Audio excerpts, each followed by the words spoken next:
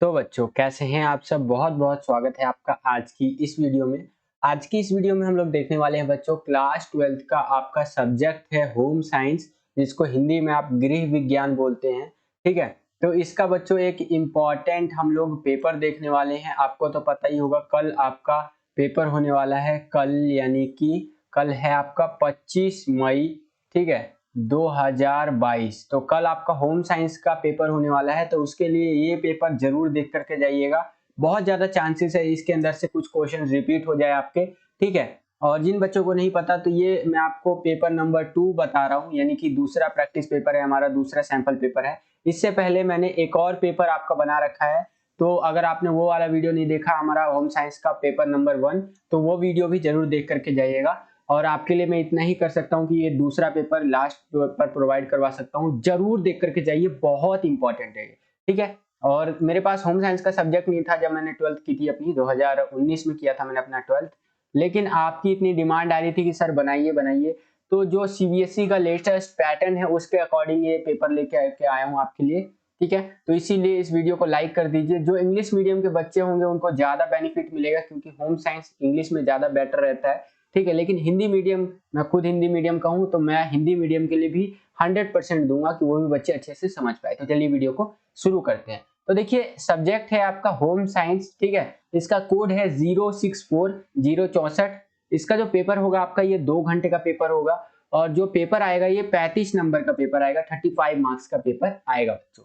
ठीक है, अगर ऊपर मैं चलूं तो बोर्ड का पेपर कुछ इसी तरह से आएगा आपका। यहाँ पर सीरीज लिखा हुआ रहेगा, यहाँ पर आपको सेट देखने को मिलेगा, जैसे कि ये सेट 2 है आपका, आपको सेट 1 2 3 या फिर 4 देखने को मिलेगा। सेट 1 मैंने ऑलरेडी आपको करवा दिया है, और अब मैं सेट 2 आपको करवा रहा हूँ। ठीक है, इस तरह से आपको कोड नंबर देखने को मिलेगा पेपर के अंदर, और रोल नंबर के लिए यहाँ पर कुछ इस तरह से दिया हुआ रहेगा। नीचे चले तो नोट करके यहाँ पर लिखा हुआ है, आप देख सकते हैं कुछ कुछ बातें, जैसे कि यहाँ पर पेपर के अंदर टोटल आपको 13 क्वेश्चन देखने को मिलेंगे। होम साइंस का ये जो पेपर है आपका।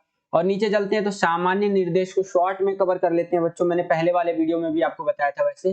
देखिए सभी प्रश्न अनिवार्य है, ऑल क्वेश्चंस आर कंपलसरी, जितने भी क्वेश्चन है वो करने ही करने हैं। एक्सेप्ट की जो चॉइस आपको देखने को मिलेगा, अथवा देखने को मिलेगा कि ऊपर वाला क्वेश्चन या नीचे में से कोई एक करना है, वैसे वाले क्वेश्चन में से आपको चूज करना होगा। ठीक है, इस प्रश्न पत्र यानी ये जो क्वेश्चन पेपर है इसमें टोटल आपको 13 प्रश्न देखने को मिलेंगे, 13 क्वेश्चंस आपको मिलेंगे। और ये जो क्वेश्चन पेपर है आपका ये 3 सेक्शंस के अंदर बटा हुआ होगा, सेक्शन ए, सेक्शन बी और सेक्शन सी। ठीक है, हिंदी में बोले तो खंड क, ख और ग। सेक्शन ए जो रहेगा आपका, खंड क जिसको हिंदी में बोलते हैं, इसके अंदर हमारा क्वेश्चन नंबर 1 से लेके क्वेश्चन नंबर 7 तक ये सेक्शन ए के अंदर आएगा। और ये जो क्वेश्चंस होंगे ये 2-2 नंबर वाले क्वेश्चंस होंगे, ध्यान से समझिए। सेक्शन बी जो रहेगा आपका, सेक्शन बी के अंदर क्वेश्चन नंबर 8 से लेके जो क्वेश्चन नंबर 10 तक है, ये क्वेश्चंस आपके सेक्शन बी के अंदर आएंगे। और ये जो क्वेश्चंस होंगे आपके ये 3 नंबर वाले होंगे।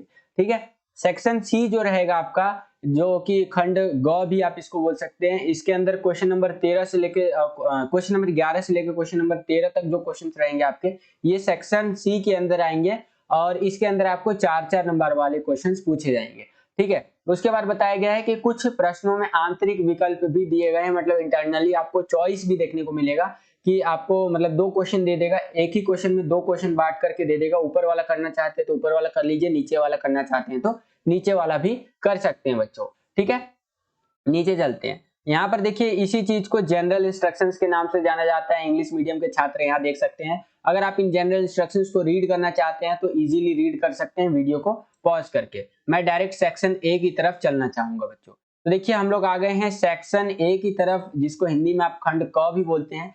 सेक्शन ए का पहला क्वेश्चन है आपका कि निम्नलिखित में से प्रत्येक क्षेत्र में लॉन्ड्री में धुलाई प्रक्रिया की 2 विशेषताओं का वर्णन करना है। लॉन्ड्री में जो धुलाई प्रक्रिया होती है ना, धुलाई करने का, साफ करने का जो प्रोसेस होता है ना, उसके बारे में आपको बताना है 2 क्षेत्रों के अंदर। ठीक है, तो कौन कौन से क्षेत्र है? पहला तो अस्पताल। अस्पताल में जो लॉन्ड्री होता है उसके अंदर कैसे सफाई होती है, कपड़ों वगैरह की, इन सबको कैसे साफ किया जाता है, इस तरह से।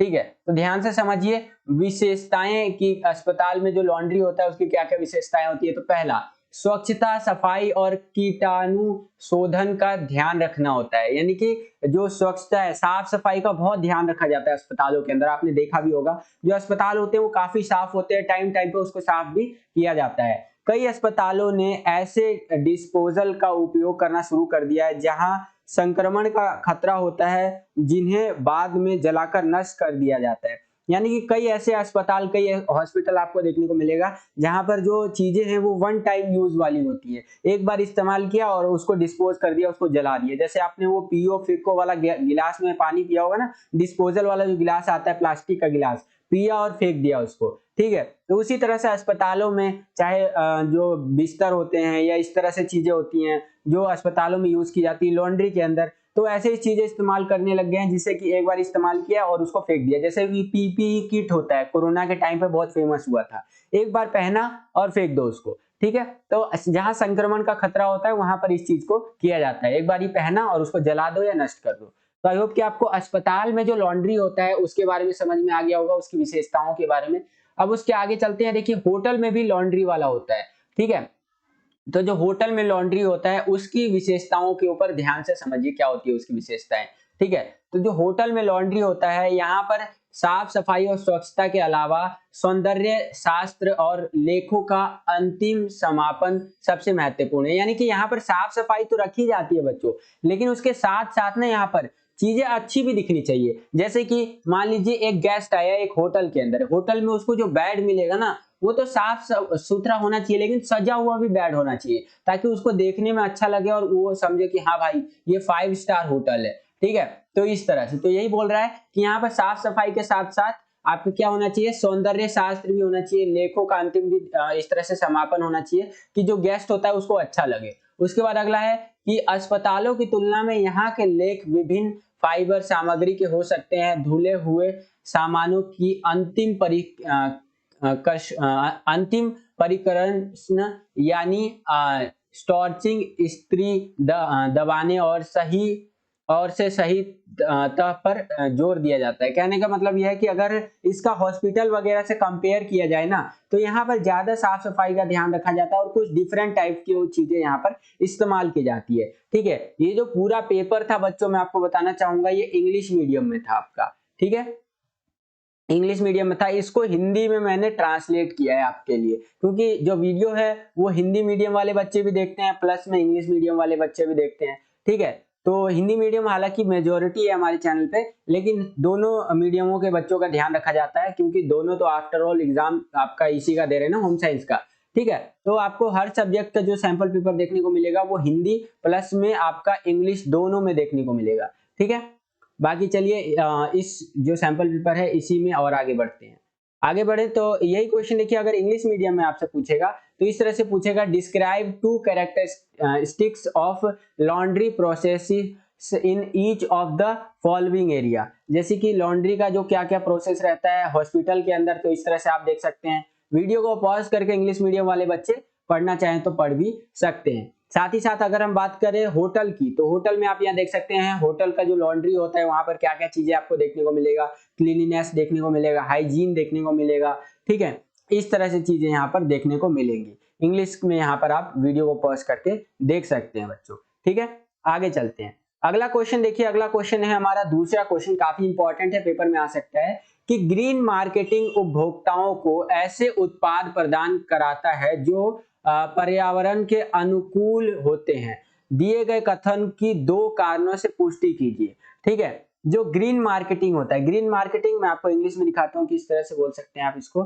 देखिए ये रहा, green marketing provides customers with product that are eco-friendly justify the given statement with 2 reasons। जो ग्रीन मार्केटिंग होता है ना वो ऐसी चीजें प्रोवाइड करवाता है उपभोक्ताओं को यानी कस्टमर्स को जिससे कि क्या है पर्यावरण को हम लोग बचा सकते हैं, पर्यावरण के लिए सही होता है वो। तो उसमें आपको मतलब बताना है कि किस तरह से वो अच्छा होता है। तो देखिए वो जो चीजें प्रोवाइड करवाता है ग्रीन मार्केटिंग वाले लोग, तो ये कम अपशिष्ट उत्पाद बनाता है, जैसे कि कम चीजें अपशिष्ट बनाता है, कचरा कम फैलाता है, ठीक है। उसके बाद है कुछ कच्चे माल का उपयोग करता है ये। उसके बाद अन्य संसाधनों को बचाता है और संसाधनों को यूज होने से बचाता है। तो ये सारी चीजें आप लिख सकते हैं, पर्यावरण के अनुकूल होता है, ठीक है। अगला क्वेश्चन है हमारा दूसरा, इसी का दूसरा है इसी में कि उपभोक्ताओं को अपने अधिकारों, दायित्वों और संरक्षण क्रिया विधियों के बारे में जागरूक और जानकार होना क्यों जरूरी है। जो कस्टमर्स होता है ना उनको मतलब एकदम से जागरूक होना क्यों जरूरी है, जिम्मेदार होना क्यों जरूरी है, तो यही सारी चीजें पूछ रखा है। तो देखिए इस तरह से आंसर लिख सकते हैं आप कि उपभोक्ता को अपने अधिकारों, जिम्मेदारियों और सुरक्षा तंत्रों के बारे में जागरूक और शिक्षित होने की आवश्यकता है, ताकि चतुर और भ्रामक बाजार हितों के हमले से प्रभावी ढंग से निपट सके। विपणन रणनीतियों और अन्य समस्याओं जैसे कदाचार, भ्रामक विज्ञापन सेवाओं के संबंध में शिकायतें आदि। ठीक है, कहने का मतलब यह है कि जो कस्टमर होता है, जैसे कि हम लोग कस्टमर है, तो हम लोग को जागरूक होना इसलिए जरूरी है ना, ताकि जो दुकानदार है वो कहीं ना कहीं हमें मूर्ख ना बना सके। जो बाजार में जो चीजें मिलती हैं, जो बाजार में लोग मिलते हैं, वो हमें भ्रमित ना कर सके और हम उनसे ठीक तरह से, ठीक रणनीति से उन समस्याओं का समाधान कर सके, जो भी चीज हम प्रोडक्ट खरीदने जाते हैं। ठीक है, आपने वो ऐड भी सुना होगा, जागो ग्राहक जागो, ऐसा वाला ऐड आता है ना, तो वो भी सुना होगा आपने। देखिए यही क्वेश्चन आपसे इंग्लिश में पूछेगा, तो जो मैंने आपसे पहला वाला क्वेश्चन डिस्कस किया था ग्रीन मार्केटिंग वाला, तो क्वेश्चन इस तरह से आएगा इंग्लिश में। जो आंसर आपको लिखना है वो कुछ इस तरह से लिखना है बच्चों। ठीक है, और ये जो अभी मैंने ये जागो ग्राहक जागो वाला क्वेश्चन बताया आपको, तो वो कुछ इस तरह से आपको लिखना है। आप अपने स्क्रीन पर देख पा रहे होंगे बच्चों, मैं आपको दिखा देता हूँ। हाँ ओके, यहाँ पर आप देख सकते हैं, why it is important for customers to be aware and knowledgeable about their rights and responsibilities and protection जैसे कि mechanisms। तो इस तरह से आपको आंसर लिखना है, यहाँ पर आप देख सकते हैं। इंग्लिश मीडियम के छात्र वीडियो को पॉज करके पढ़ना चाहें तो पढ़ भी सकते हैं बच्चों। ठीक है, आगे चलते हैं, अगला क्वेश्चन देखते हैं बच्चों। अगला क्वेश्चन है हमारा तीसरा क्वेश्चन, यहाँ पर आप देख सकते हैं कि किस आविष्कार ने फैशन को लोकतांत्रिक बनाया और हस्तशिल्प को एक उद्योग में बदल दिया, जिससे यह सभी के लिए सुलभ हो गया है। और इस संदर्भ में इसाक सिंगर की भूमिका का आपको वर्णन करना है। इसाक सिंगर जो है ना, उसकी भूमिका का वर्णन करना है। रेडी टू वियर या फिर कह लीजिए फैक्ट्री निर्मित कपड़ों के लिए उपयोग किए जाने वाले शब्द का आपको नाम भी बताना है। ठीक है, तो देखिए सिलाई मशीन का आविष्कार जब से हुआ है 1859 में, ठीक है, तो इससे आप कह सकते हैं इसने फैशन को और ज्यादा लोकतांत्रिक बना दिया है। ठीक है, इस तरह से। और इसाक सिंगर ने सिलाई मशीन के लिए फुल ट्रेडल विकसित किया, जिसने कपड़ों को निर्देशित करने के लिए हाथों को मुक्त छोड़ दिया, यानी कि खाली छोड़ दिया, जैसे भी कपड़ों को बनाया जाना चाहिए इस तरह से निर्देशित किया जाना चाहिए। और रेडी टू वियर फैक्ट्री या फैक्ट्री रेडी टू वियर कपड़े कह लीजिए, फैक्ट्री निर्मित कपड़ों के लिए उपयोग किए जाने वाला शब्द है आपका प्रेंट ए पोर्टर कपड़े। ठीक है, तो इस तरह से आप आंसर लिख सकते हैं। ये क्वेश्चन अगर आपसे इंग्लिश में पूछेगा तो इस तरह से पूछेगा बच्चों, आप यहाँ पर देख पा रहे होंगे। ठीक है, इंग्लिश में इस तरह से क्वेश्चन आएगा, आप यहाँ पर देख सकते हैं, और आंसर आपको कुछ इस तरह से लिखना है बच्चों। वीडियो को पॉज करके आप पढ़ना चाहते हैं तो पढ़ भी सकते हैं। आगे चलते हैं, इसी के अथवा में देखिए बच्चों एक क्वेश्चन पूछा है आपसे, चॉइस दे दिया है आपको कि अगर आपको ऊपर वाला क्वेश्चन नहीं आता है तो नीचे वाला क्वेश्चन आप क्या कर सकते हैं, अटेम्प्ट कर सकते हैं। तो देखिए इसके अथवा में क्या क्वेश्चन पूछा है बच्चों, ध्यान से समझते हैं।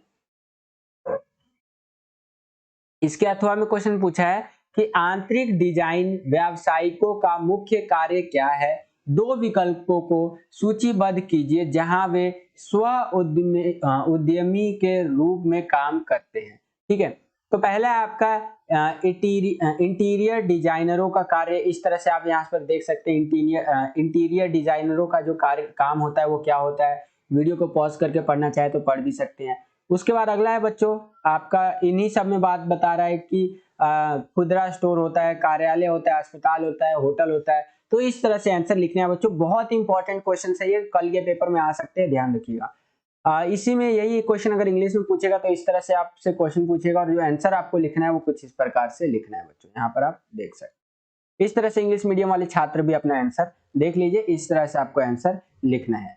ठीक है, आगे चलते हैं बच्चों, अगला क्वेश्चन देखते हैं। अगला क्वेश्चन है हमारा चौथा क्वेश्चन कि निम्नलिखित का कारण बताना है आपको। जो यहाँ पर चीजें दी गई हैं उनका कारण बताना है। चौथे का क में, यानी चौथे का ए जो हमसे पार्ट में क्वेश्चन पूछ रहा है कि प्रस्तुतिकरण तकनीकों के विकास के साथ विकास पत्रकार के लिए उत्कृष्ट भाषा और कंप्यूटर कौशल भी बहुत महत्वपूर्ण है, क्यों। देखिए जो हमारा तकनीकी कह सकते हैं प्रस्तुतिकरण, जो भी हम प्रेजेंटेशन तैयार करते हैं, तो उसके साथ साथ जो विकास होता है, उसके साथ साथ पत्रकार के लिए उत्कृष्ट भाषा, जो मतलब एक अच्छा लैंग्वेज, एक अच्छा कंप्यूटर का स्किल होना चाहिए, ये भी बहुत जरूरी है। ठीक है, तो उसी के लिए यहाँ पर ये क्वेश्चन पूछा है, तो इसके लिए आपको बताना है कि साक्षात्कार तकनीकों के साथ साथ सहज और मनोरंजक कार्यक्रम देने के लिए प्रस्तुति तकनीकों का विकास करना भी बहुत जरूरी है। किसी एक भाषा में कमांड महत्वपूर्ण है, चाहे इंग्लिश अच्छी हो आपकी, हिंदी अच्छी हो, इस तरह से तकनीकी रिपोर्ट और दस्तावेज लिखने की क्षमता के साथ साथ बोलना, लिखना और पढ़ना शामिल है। उन्हें प्रसारण स्टेशन को संचालित करने के लिए उपयोग किए जाने वाले कंप्यूटर उपयुक्त सॉफ्टवेयर का उपयोग करना चाहिए। रेडियो उत्पाद कौशल और वर्ड एक्सेल इस तरह की चीजों का इस्तेमाल करना चाहिए। पावर पॉइंट वगैरह भी इस्तेमाल कर सकते हैं अपने प्रेजेंटेशन को और अच्छा बनाने के लिए। ये सारी चीजें जरूरी है। तो इस तरह से आपको आंसर लिखना है। उसके आगे चले बच्चों, तो इसी के ख में एक क्वेश्चन पूछा है कि सामुदायिक रेडियो लोगों की आवाज बन जाता है, ठीक है, और उनके विकास के लिए उत्प्रेरक के रूप में कार्य करता है। तो कैसे कार्य करता है, तो इस तरह से आपको उत्तर लिखना है। आंसर मैं आपको दिखा देता हूँ, इस तरह से आंसर आपको लिखना है। वीडियो को पॉज करके पढ़ना चाहें तो पढ़ भी सकते हैं बच्चों, ठीक है।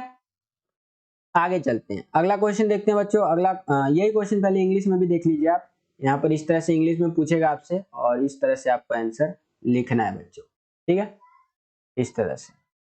और ये बी वाला पार्ट में जो क्वेश्चन था आपका, इस तरह से पूछेगा, इस तरह से आपको आंसर लिखते चलना है। जो इंग्लिश मीडियम के छात्र हैं वो भी यहाँ पर देख सकते हैं। आगे अगला है हमारा कि वस्त्र के उत्पाद के चरणों में, ठीक है, जब भी कोई वस्त्र का उत्पादन होता है, कोई भी कपड़े का मतलब कैसे बनाया जाता है, जब रंग को विभिन्नता के लिए जोड़ा जाता है तो कई प्रकार के डिजाइन प्राप्त होते हैं। वस्त्र उत्पादन के ऐसे 4 स्तरों का वर्णन करना है जहां पर रंगाई का अनुपयोग या कह लीजिए अनुप्रयोग किया जाता है, ठीक है।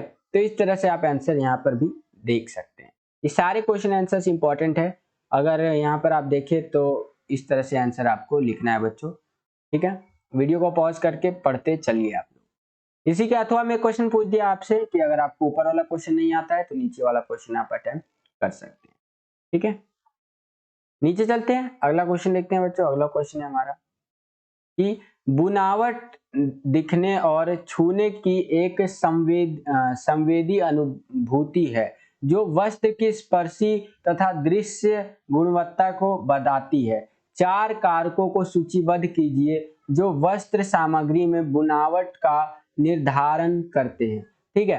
तो 4 आपको चीजें बतानी है, तो इस तरह से आप यहाँ पर लिख सकते हैं। पहला है फाइबर सामग्री, फिर है यहाँ पर यार्न प्रसंस्करण, उसके बारे में बता रखा है। फिर कपड़ा निर्माण तकनीक भी बहुत जरूरी है, कपड़ा खत्म हो जाता है, तो इस तरह से चीजें यहाँ पर जरूरी है, यहाँ पर आप देख सकते हैं बच्चों, ठीक है। आगे ये क्वेश्चन अगर आपसे इंग्लिश में वीडियो में पूछेगा तो इस तरह से पूछेगा, यहाँ पर आप देख सकते हैं। और जो आपको आंसर लिखना है वो कुछ इस तरह से लिखना है। आप वीडियो को पॉज करके पढ़ सकते हैं बच्चों, ठीक है। आगे चलते हैं, इसके अथवा में जो क्वेश्चन था वो भी आप देख लीजिए।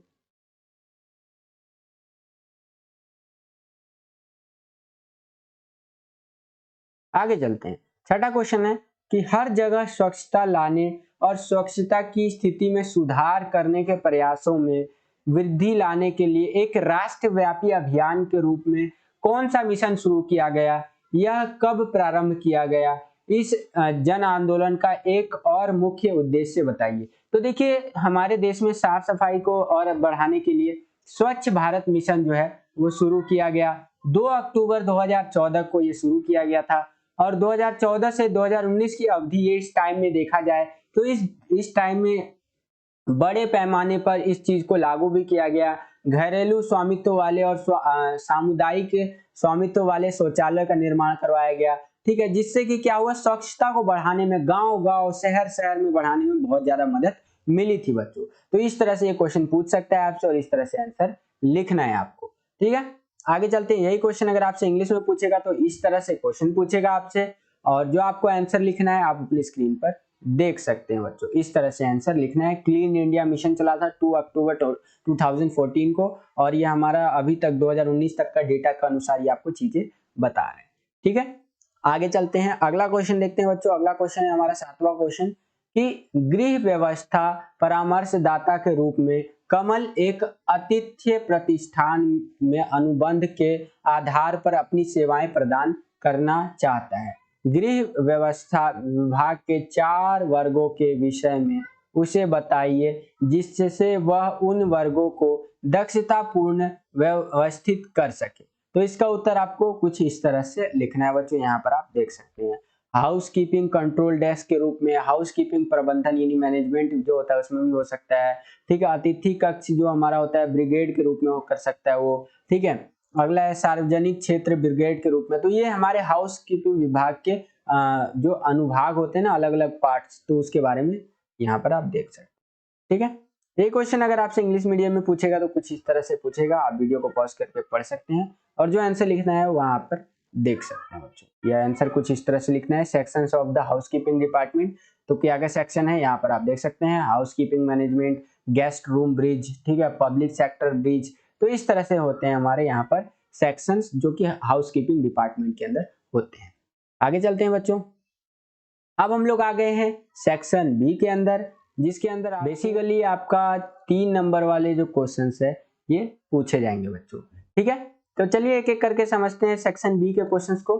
सेक्शन बी का पहला क्वेश्चन है कि आपका परिवार जो है, मतलब आपकी फैमिली जो है, अर्ध स्वचालित धुलाई मशीन के स्थान पर पूर्णतः स्वचालित धुलाई मशीन खरीदने की योजना बना रही है। यानी कि फुल्ली ऑटोमेटिक जो वॉशिंग मशीन होता है आपका, वो खरीदने का सोच रहे हैं। इन दोनों मशीनों में एक अंतर बताना है आपको, और व्यावसायिक स्तर पर वस्त्रों को सुखाने के लिए शुष्कों में 2 प्रकार के परिचालन को संक्षेप में समझाइए। ठीक है, तो यहाँ पर आप देख सकते हैं, देखिए पूरी तरह से स्वचालित यानी कि फुल्ली ऑटोमेटिक जो होता है ना मशीन, उसमें क्या होता है, इन मशीनों में प्रत्येक उपयोग के लिए नियंत्रण की एक ही समय सेटिंग होती है, जैसे पानी भरना, पानी का तापमान, धोने का चक्र और जो हमारा रिंस होता है इसकी संख्या। ऑपरेटर के आगे किसी हस्तक्षेप की आवश्यकता नहीं होती है, यानी कि एक बार सब कुछ सेट कर दीजिए और उसके बाद ये अपना काम करता रहेगा। तो ये होता है हमारा फुल्ली ऑटोमेटिक वॉशिंग मशीन। उसके बाद आता है हमारा अर्ध स्वचालित होता है मशीन। यहाँ पर आप देख सकते हैं अर्ध स्वचालित वॉशिंग मशीन होता है। इन मशीनों को लगातार अंतराल पर ऑपरेट के हस्तक्षेप की आवश्यकता होती है, यानी कि टाइम टू टाइम इसको आपको ऑपरेट करना पड़ेगा। ऐसी मशीनों में कुल्ला पानी भरना पड़ता है, ठीक है, और प्रत्येक चक्र के साथ बाहर निकालना पड़ता है, यानी कि बार बार इसमें आपको पानी भरना पड़ेगा, बार बार बाहर निकालना पड़ेगा। ठीक है, तो ये होता है हमारा जो अर्ध यानी कि जो फुल्ली ऑटोमेटिक जो नहीं होती है वॉशिंग मशीन, उनके बारे में। अगला है हमारा कि सुखाने वालों में 2 प्रकार की परिसंचलन प्रणालियां होती हैं। तो इस तरह से 2 परिसंचलन प्रणालियां होती है, इनको आप रीड करना चाहें तो कर सकते हैं बच्चों, वीडियो को पॉज करके। ठीक है, आगे चलते हैं बच्चों। इसी के अथवा में आपसे एक और क्वेश्चन पूछ लिया है कि अगर आपको ऊपर वाला क्वेश्चन नहीं आता है तो नीचे वाला क्वेश्चन आप अटेम्प्ट कर सकते हैं 3 नंबर। ठीक है, तो देखिए इसके अथवा में क्या क्वेश्चन पूछा है बच्चों कि धुलाई चक्र के बाद भी यदि कपड़े मटमैले दिखाई दे या उनकी बनावट कड़ी हो तो इसका क्या कारण हो सकता है। धुलाई मशीनों में स्पंदन और अपपातन जो होता है ना हमारा टम्बलिंग विधियों के बीच अंतर आपको बताना है। तो इस तरह से आप यहाँ पर देख सकते हैं, आंसर आपको लिखना है बच्चों। ठीक है, इस तरह से टम्बलिंग क्या होता है, स्पंदन क्या होता है, इस तरह से आप देख सकते हैं। आगे चलते हैं, यही क्वेश्चन से आपसे इंग्लिश में पूछे जाएंगे इंग्लिश मीडियम में, तो इस तरह से पूछा जाएगा और जो आंसर लिखना है वो इस तरह से आपको लिखते हुए चलना है बच्चों। ठीक है, यहाँ पर आप देख सकते हैं।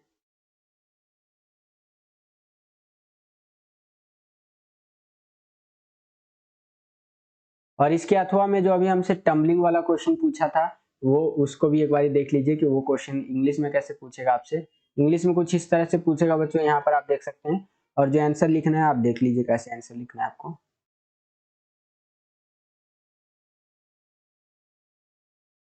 ठीक है, आगे चलते हैं। अब हम लोग आ गए हैं 9वें प्रश्न की ओर। तो 9वां प्रश्न है कि आज के सूचना समाज को जागरूकता पैदा करने, संवेदनशीलता बनाने, शिक्षित करने और जा को सशक्त बनाने, मतलब जो समाज है उसको सशक्त बनाने के लिए विकास, संचार और विस्तार विधियों की आवश्यकता पड़ती है। जनता तक पहुंचाने के लिए विकास, संचार और पत्रकारिता के क्षेत्र में उपयोग किए जाने वाले किन्हीं 3 साधनों का पर संक्षेप में चर्चा कीजिए। तो देखिए, अगर आपको कोई सूचना वगैरह पहुंचानी है तो आप कैसे पहुंचा सकते हैं, कैसे जागरूकता फैला सकते हैं किसी भी चीज का, तो आप अभियान चला सकते हैं, मूवमेंट चला सकते हैं, एक तरह से आंदोलन ज्यादा हो गया, कोई अभियान चला सकते हैं, अवेयरनेस अभियान हो गया आपका, मतलब जागरूकता करने के लिए कोई अभियान।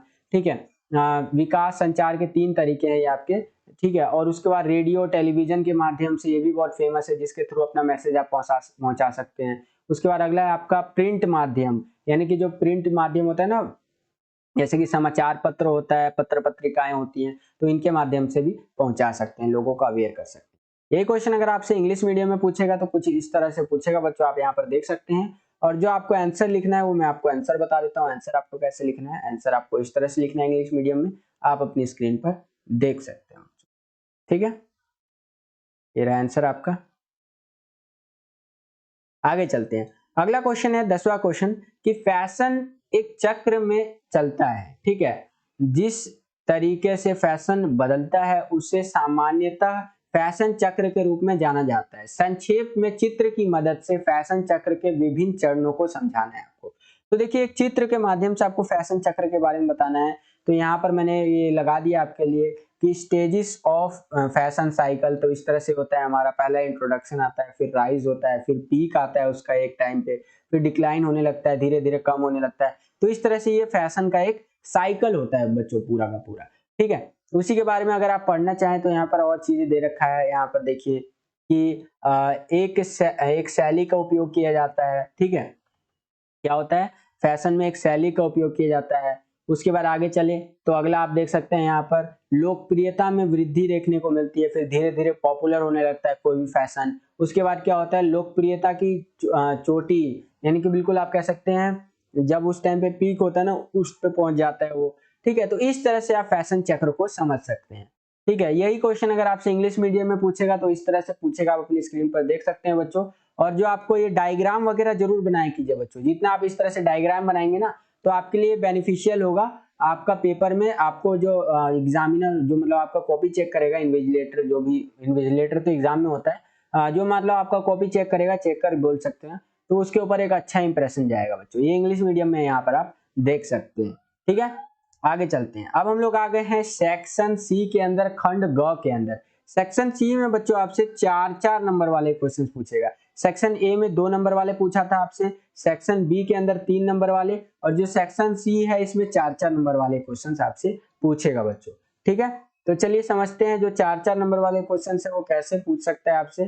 तो सेक्शन सी का पहला क्वेश्चन है, आप अपनी स्क्रीन पर देख पा रहे होंगे बच्चों, कि आपके चाचा जी ने पिछले महीने सीजन सेल में एक ब्रांडेड जो शुद्ध ऊनी कोट खरीदा है, वह इसकी गुणवत्ता से संतुष्ट नहीं है। आपके चाचा है, मतलब चाचा जी है, उन्होंने पिछले ही महीने एक सीजन सेल लगा हुआ था, जैसे अमेज़न पे होता है ना ग्रेट, इस तरह से फेस्टिव से सीजन आता है जिसमें सेल वेल लगा होता है।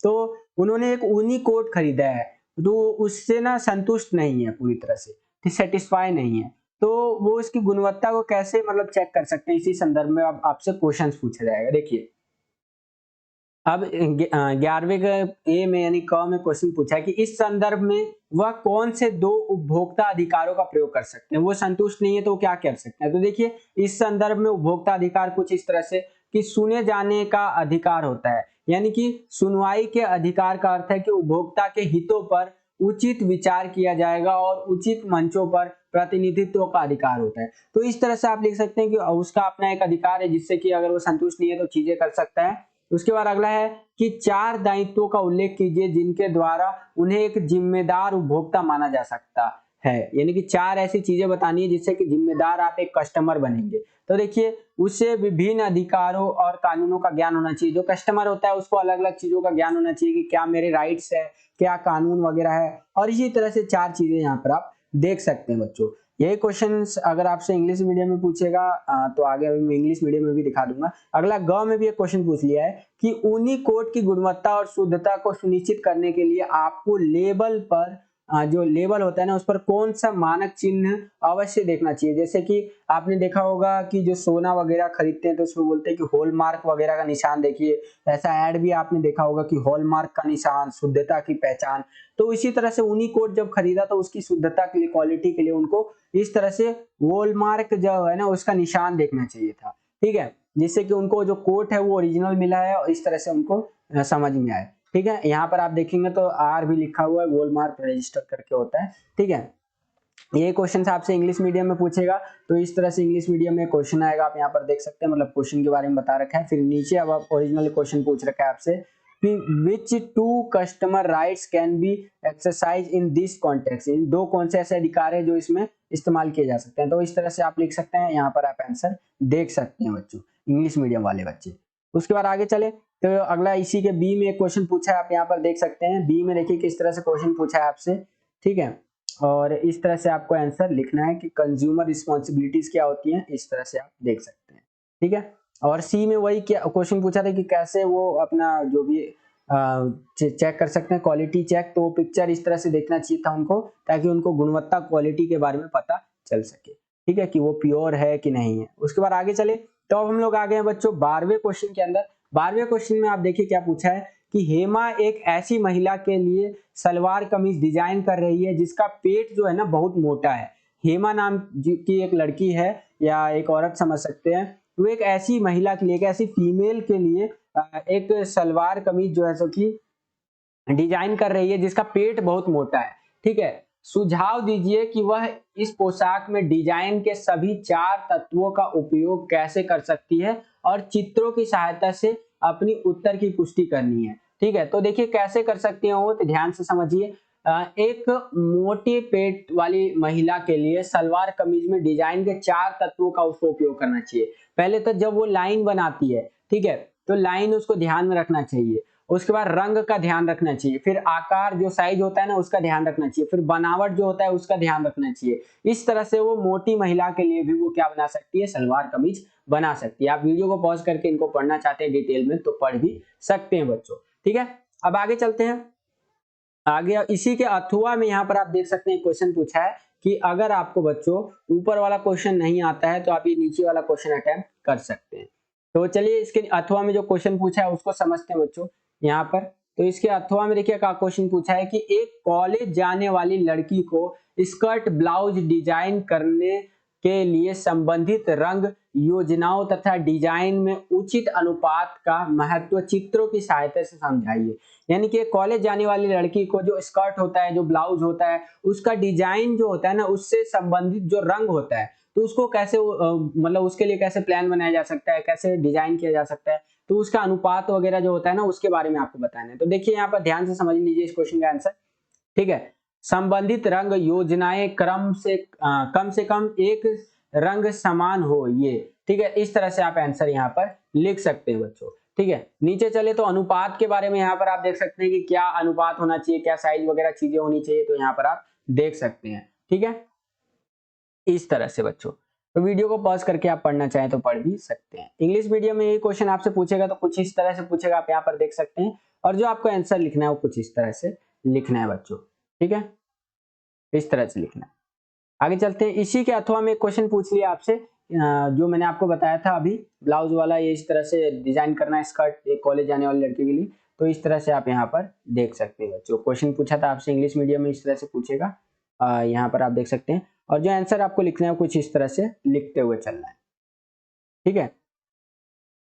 आगे चलते हैं। अब हम लोग आ गए हैं 13वें क्वेश्चन के अंदर। तो 13वां जो हमारा क्वेश्चन है बच्चों, इसमें क्या पूछा है कि एक होटल का खाद्य और पेय विभाग किस सेवा के लिए उत्तरदायी होता है। तो खाद्य और पेय विभाग जो है ना, खाद्य और पेय पदार्थों की बिक्री के लिए उत्तरदायी होता है। खाद्य मतलब खाने वाली चीजें, पेय यानी कि पीने वाली चीजों के लिए ही ये डिपार्टमेंट जिम्मेदार होता है, ठीक है।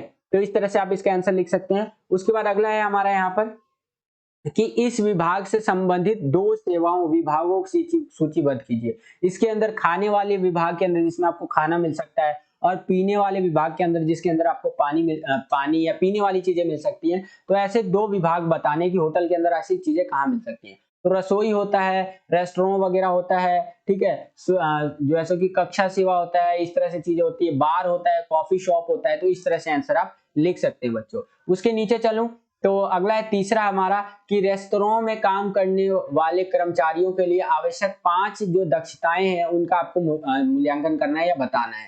यानी कि रेस्टोरेंट में जो काम करने वाला आदमी है उसको कैसा रहना चाहिए, क्या उसकी मतलब उस आदमी की पर्सनैलिटी कैसी होनी चाहिए, ठीक है, तो वो आपको बताना है बच्चों। तो देखिए रेस्टोरेंट में जो काम करने वाला आदमी होता है उसको अच्छी तरह से तैयार रहना चाहिए, अच्छा स्वच्छता से रहना चाहिए, मतलब साफ सुथरा रहना चाहिए, सुव्यवस्थित रहना चाहिए, अच्छे शिष्टाचार होने चाहिए उसके पास, यानी अच्छा उसका नेचर अच्छा हो, मुस्कुराता हुआ चेहरा होना चाहिए। इसके अलावा जो है कि हंसमुख रवैया होना चाहिए, कोई भी बात करे तो अच्छे से एकदम वेल ग्रूम्ड वगैरह, इस तरह से आप समझ सकते हैं। यही क्वेश्चन अगर आपसे इंग्लिश मीडियम में पूछेगा तो इस तरह से पूछेगा कि what service is the food and beverage department of a hotel responsible for, ठीक है। तो होटल का जो फूड एंड बेवरेज डिपार्टमेंट होता है ये फूड एंड बेवरेज के लिए रिस्पॉन्सिबल होता है, यहाँ पर आप देख सकते हैं, ठीक है, इस तरह से यहाँ पर आप देख सकते हैं। अगला क्वेश्चन था हमारा कि लिस्ट करना है आपको to service department related to this department. वही फूड और बेवरेज से संबंधित डिपार्टमेंट तो वही किचन है,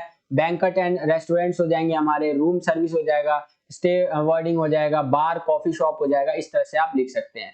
अगला है हमारा describe 5 combination required of restaurant worker, ठीक है। तो रेस्टोरेंट वर्कर जो होगा वो वेल प्रिपेयर्ड होना चाहिए, कीप गुड हाइजीन होनी चाहिए उसके पास, ठीक है, इस तरह से चीजें होनी चाहिए, गुड मैनर होना चाहिए, ठीक है, और एक स्माइली फेस होना चाहिए उसका। तो ये सारी चीजें जरूरी है जो रेस्टोरेंट में काम करता है उसके लिए। तो इस तरह से ये जो हमारा होम साइंस का पेपर था ये समाप्त होता है। आई होप कि आपको ये वीडियो पसंद आया होगा बच्चों। होम साइंस का काफी ज्यादा इंपॉर्टेंट ये वीडियो था आपका जो कल पेपर होने वाला है उसके लिए, ठीक है। सभी बच्चे जो पेपर नंबर 1 है उसको भी जरूर देख के जाइएगा। उसको देखने के लिए क्या करना है, आपको डिस्क्रिप्शन बॉक्स खोलना है, वहां पर भी आपको शो हो जाएगा। साथ ही साथ आई बटन में हमने लिंक दे दिया है उसका। उसके साथ साथ आप चैनल का जो वीडियो वाला सेक्शन है वहां पर भी जाकर देख सकते हैं, वीडियोस वाले सेक्शन में, ठीक है। हमने प्लेलिस्ट भी बना दी है, वहां पर भी आप जाकर के देख सकते हैं, ठीक है। तो ये 2 पेपर मैंने आपको पेपर नंबर 1 और ये जो पेपर नंबर 2 करवाया ये कंप्लीट हो गया आपका होम साइंस के लिए। बाकी सबको all the best, home science में अच्छे से करके आना अपना,